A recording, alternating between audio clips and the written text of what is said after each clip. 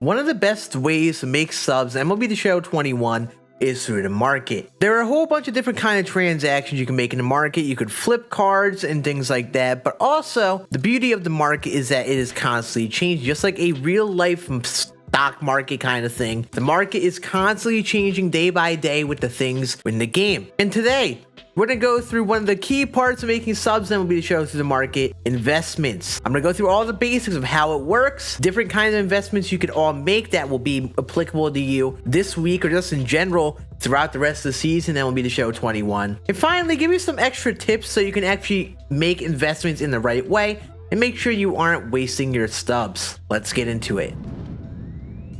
YouTube, what is going on? In case you do not know me, my name is Scan. I do upload daily, or these very near daily MLB the Show tips on being no money spent player, gameplay tips, and a whole bunch of stuff like that. So if you're brand new to the game trying to get better, make stubs, and play no money spent, check out the channel down below. Hit that subscribe button. We're on our way to 7K, which is honestly incredible. But make sure you hit that sub button, check around the channel, see if there are other videos that may help you. Also, if you do not know, I do stream basically every day on Twitch at around 1 p.m. Eastern, give or take. I will be live tomorrow with the new inning program, so if you want to come hang out, watch us grind the inning program, ask any questions on certain investments, things like that, go check out the channel down below and hit the channel with a follow over there. But without further ado, let's talk about investments and the different tips we have to help you guys make stubs. So here's the difference between investing in a card and flipping. These are two common terms that a lot of people throw around when talking about making subs on the market. When you are flipping a card, the concept is you buy the card at the sell now price and then sell that card once you get them at the buy now price. So just for an example, with Reggie Jackson here, if you were to flip this card, you would put in a buy order at that 53,000 sub price point, and once you eventually get him, put up a sell order for 62,351 subs, or whatever price you want. You use that difference of the buy now and the sell now price to make some profit. The concept of investing is, say, investing in a card that is low price for some reason, waiting a day, a week, however long, and selling them after the fact once their price goes up. So those are the two main ways most people make stubs in the market. But we're going to be talking about investments and how those work. First, I'm going to go through the different general avenues of investing in cards. There are a few main ways that people invest in cards, and I'm going to give you some general pointers and tips to help you all understand that so you can make your own conscious decisions. Then when we do that, I'm just going to give you some general pointers on the players you would want to invest in, the concept of when you would want to sell them, and when in the game cycle you want to do this kind of stuff, because there are certain times where you could really make stubs at the right time in comparison to, say, another day in the game where maybe you can't make as much. I'm going to give a bunch of pointers because I do see a lot of mistakes that people make with investing. It's kind of easy to misunderstand the market and make some easy mistakes that a lot of us people who have been playing MLB the Show for a while typically make. So this is mostly a beginner centered video, so if you are trying to practice the concept of investing, getting better, things like that, this video will be for you. But also, if you are someone who's trying to get into it, maybe you've done a couple of investments and stuff, it would be good to watch this to touch upon what you may not or may know and just get some good pointers to help you out with it. The first most common kind of investment you will see are for the roster updates. So what a lot of people will do in roster updates is they will go and invest in a live series player who they think is going to get an upgrade during the roster update, and they will buy them at that cheaper price before the roster update goes down. Then on one of the Fridays, every other Friday, whenever we get a roster update, if that player jumps up a tier from silver to gold, gold to diamond, that'll overall raise their minimum price, because that minimum value each player has, their quick sell value, automatically goes up when they jump up tiers. So the concept of investing in a roster update is choosing a player that is cheap, that is playing well in real life, who may be underrated in the game, wait for a roster update, and once you have all of those players you could sell for that lower price, sell them at that higher price. That is the general concept of roster updates. You're going to want to keep an eye out on real life MLB players and how they are doing. Also, a key thing that people get mixed up with MLB the Show is you're going to want to check on a player's weakness. So for example, a player like JD Martinez, who is playing very well in real life, a lot of people may think he deserves to be diamond, but the key reason he is not a diamond is his 45 fielding, and obviously he is not doing anything to improve that fielding. And he is hitting very well in real life, But is he really hitting well enough to justify an upgrade from 92 and 91 contact and 90-95 power? Probably not. On the contrary, we look at a pitcher like Lance Lynn, who has pitched very well in real life.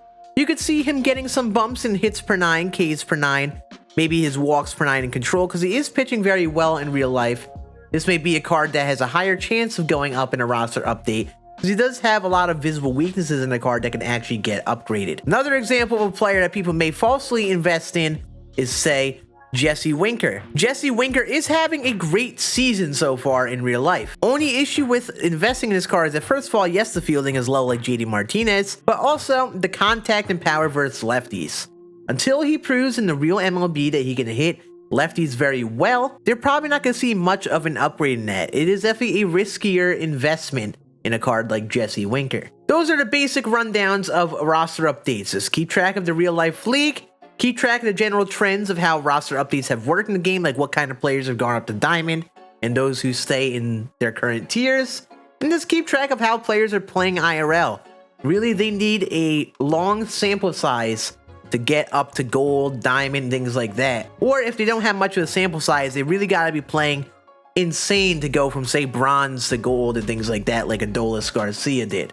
So this is the concept of investing in roster updates. I'm going to talk about more tips for this later on. The next kind of investment is investing before content drops. So obviously in MLB the Show, we get a whole lot of content drops. We get monthly awards programs, inning bosses, and things like that. And you can invest in certain players before these content drops go down, where you likely need to collect players to make a good profit. So there are a few examples of this. The first one I'm going to talk about is Topps Now. Topps Now cards could be a solid avenue for investing.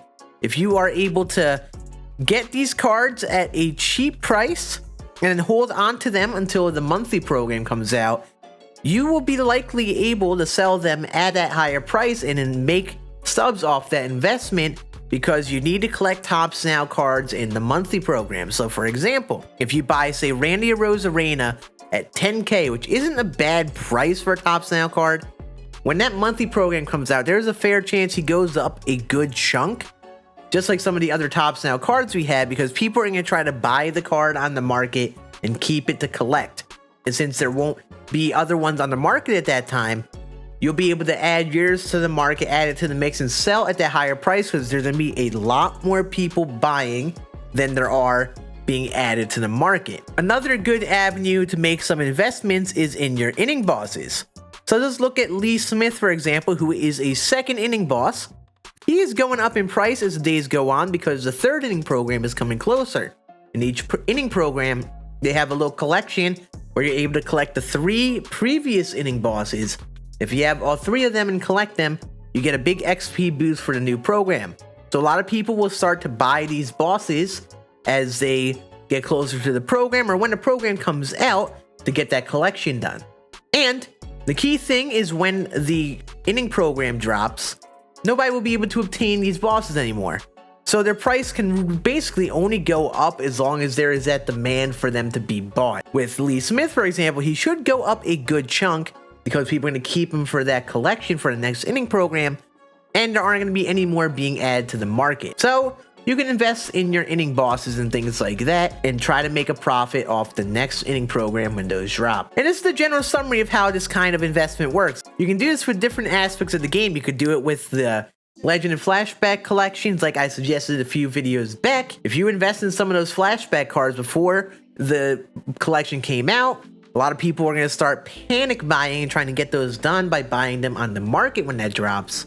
That allow you to sell those cards at a higher price than they probably would have been beforehand. And the concept is taking a card, buying them before content drops, and knowing that they're going to have a big demand once the content drops, and then selling after then because there's going to be that high demand. The third general type of investment that I've even talked about on the channel thus far is investing during market crashes or dips. So if you guys were playing the game a few weeks back and we had that flash sale, that was a great opportunity to invest in some players. For example, Kevin Biggio here, I bought him for about 35K.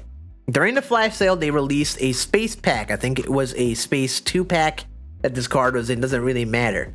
And when we had that flash sale and they announced it, they came out with the space pack, and a bunch of people hopped on for that 1 hour during the flash sale, bought the pack, got the player, and just put it up on the market. And Mr. Biggio here went down in price because there was a lot of them being sold. As you see on the 22nd, when the flash sale went down, he basically halved in price. And he was a very much wanted card.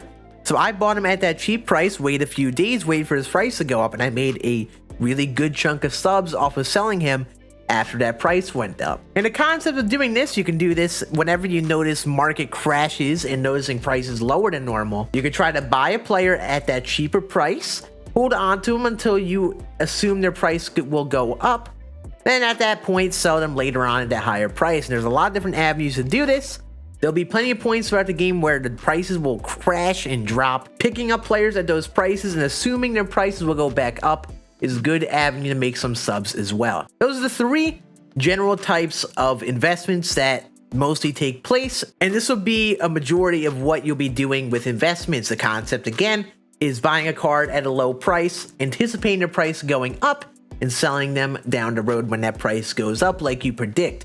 This requires you to have a good gauge of what the market does, a player's actual value, the things that are coming up in the game in terms of content. And I will be making some videos on this stuff as the year goes on, but like I said, I'm trying to cover the gist of how things work. And I think it's definitely worth me pointing out some tips for you guys to kind of go through some of the common mistakes that I see from questions in Twitch chat or just in general comments that I see where people ask when I should sell someone and things like that. So I've talked about it a little bit in the video, but first of all, it's a good idea to get the concept of supply and demand. It's not the easiest for everyone to understand, but here's the summary of how supply and demand works. When you have a large supply of a player, say in MLB the Show, and there's a lot of players on the market and a lot of people trying to sell a card, but not as many people who want to buy the card, that's going to cause someone's price to go down. As you go to the BR program cards like Reggie Jackson, at the start of the program, you'll see his price is very high. There are some people that want the card, but there aren't that many people who have it because you have to complete the program to get the card.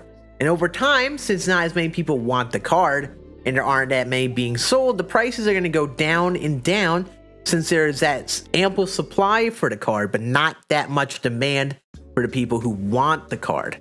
On the reverse side of things, if the supply is staying constant or going down, but that demand is going up, then prices will go up over time.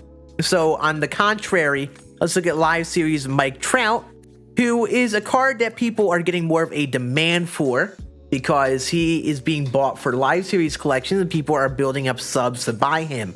But he's being pulled at the general same rate because there are similar packs being pulled in the market, and not like there's a pack that guarantees a Mike Trout, so he's being pulled at the same rate and being added to the market at the same rate.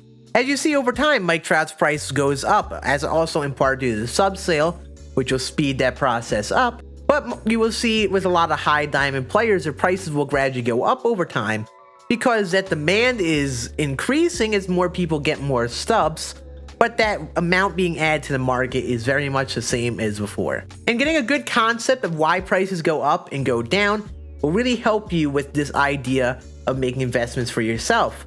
And just understanding this concept of supply and demand will make this a lot easier when you're planning your own investments and things like that. Now, a couple other tips I want to talk about with our investments. First of all, there isn't really much risk in investing in a player that is close to the quick sell value. So, for example, I'm going to look up a live series player. Let's look at Carlos Rodon. Just as an example, do I recommend investing in him? Probably not, but if you think this card is going to go diamond during a roster update, there is really no risk in buying this card. If you go to the market, if you hit buy and sell orders, put in a buy order for 1,000 stubs, you pick them up, you buy those Rodons, get those orders to go through, and you're only paying 1,000 subs for the card.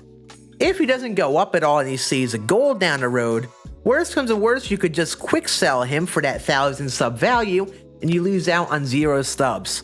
The closer you get to that quick sell price, the less risk you have to investing in players. So if you see a player in the market that you genuinely think may go up in price over time, there's nothing wrong with investing in them close to their quick sell values just because there's no risk. Worst comes to worst, you could just quick sell them and you're either losing out on none or really little stubs. So just to keep note of our quick sell prices in case you are confused. Every diamond will quick sell for 5,000 stubs. Every gold will quick sell for 1,000 stubs. Every silver will quick sell for 100 stubs. And every bronze will quick sell for 25 stubs. Also, another key with selling cards on the market, I talked about this in the previous video, make sure that you account for the 10% tax on the market. So just to get a general math example here, looking at Carlos Carrasco, he costs 1,134 stubs. The tax that would be applied to the card, just take off the last number to the right, and that'll be the number. It's like multiplying by 0.1. So a 1,134 stub sale would have a 113 stub tax. And that's just in general. Don't sell a card that is less than 1,100 subs on the market, since there's that 100 sub tax. For diamonds, don't sell any diamonds that are less than 5,500 stubs on the market, because you will lose out on subs. You will get more stubs by quick selling them, because you don't pay tax for quick sales than putting them up on the market. Also, another thing with roster updates, a lot of people will start to invest in a card as they get over 5,000 subs. So one card I can instantly think of was Giancarlo Stanton. A while back, when people thought Stanton was going to go diamond, they were paying like 8K stubs on this card, which is a little bit absurd. He went from gold to diamond. Most people, whenever a card upgrades like this, will just quick sell that card at the end, because it's just a safer and faster way for them to get rid of the cards. So when Stanton went for 8,000 the night before, a lot of people were buying him at that price to go diamond, but there's no point in doing that, because you're probably not going to even be able to sell him at that 8K price point the next day. So what I recommend to all you people who are investing in live series cards, for a diamond, there's no real reason or benefit to invest in a gold card that is above 5,000 stubs. At that point, you're probably not going to make much profit, since a lot of people are just going to quick sell. So if you buy a gold player for 5,000 stubs, then he goes diamond and he sells for 5,000 stubs, you're going to be losing out on stubs there. So when you're investing in golds and stuff like that, try to invest on them earlier before the roster updates. You can buy them at that cheaper price, and maybe take a gamble earlier on, right after a roster update, rather than waiting a day or two before when they rise up to this price, because there's no benefit in doing that. If I had a bunch of Stantons, as you see on the right side of the chart, if I had a bunch of gold, say I had 10 Stantons and I paid like 1,500 subs for him, and that day before the roster update, he got up to that massive price of 8,000 subs, because a lot of people are trying to invest in him the wrong way, it's a safe idea to just sell him the night before. Sell him on the market, go for whatever he's going for on the market, and just sell on the hype. At this rate, you're avoiding any risk of a player not going diamond. You're just selling on the hype of a player and people trying to invest in him, but actually are misspending their stubs. And it's just a more safe avenue. Once they get above that 5,000 price point, I mean, that'll be most of your profit anyway. So you may as well sell on the hype sometimes, instead of waiting for the roster update and for them to maybe go diamond, for example. But that is going to be it. Hopefully, this is some good basic rundowns for investments and going through that in the market. For all you people who happen to do investments a lot, if I happen to miss anything, definitely drop them in the comment section down below, and I'll definitely be reading those and definitely seeing if there's anything I missed. But in general, this is all that I have learned over the last couple of years with investments. Even though this is something I don't do all the time, I have done a fair amount this year and I've made good subs off of doing it. All you have to do is just buy cards and wait a couple weeks and you can make some good subs. It's a great investment opportunity to build up your sub count over time. And if you want to see more investment videos where I give you particular investments you can make, definitely hit that subscribe button, because I definitely will do that if you guys want to see those. But that'll be it.